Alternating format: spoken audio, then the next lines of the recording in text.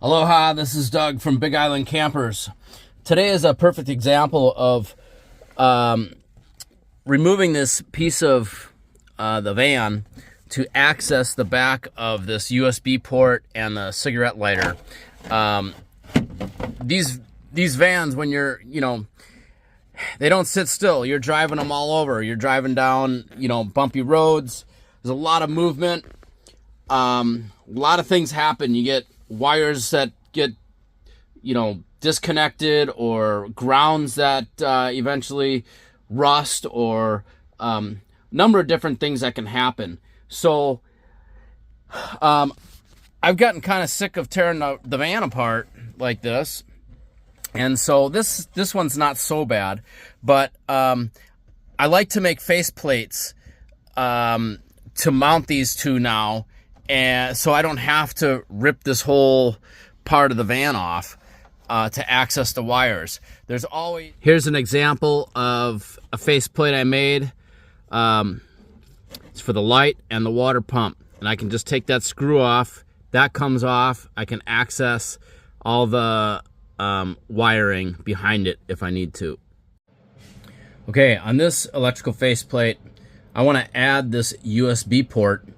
I'm going to add it right here, and it's going to be quite a bit more simple than if all these switches were just installed on the tongue and groove, which is also installed onto this plywood that's behind it.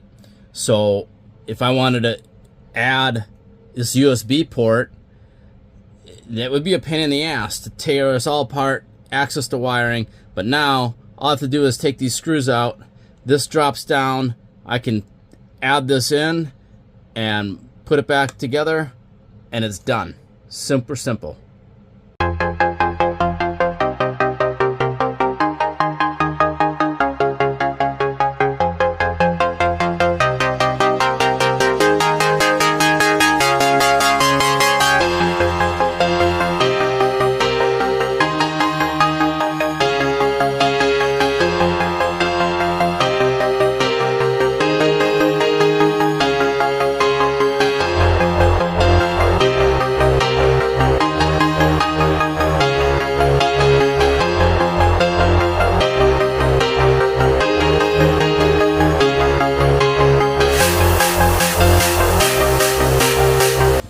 Okay, so now I've got this USB port added in here.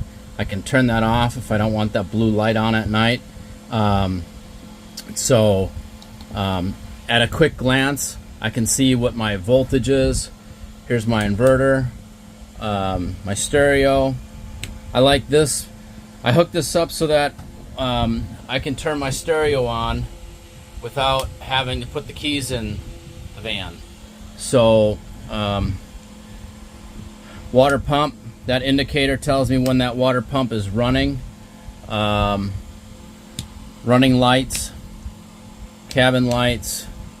These are the outdoor lights.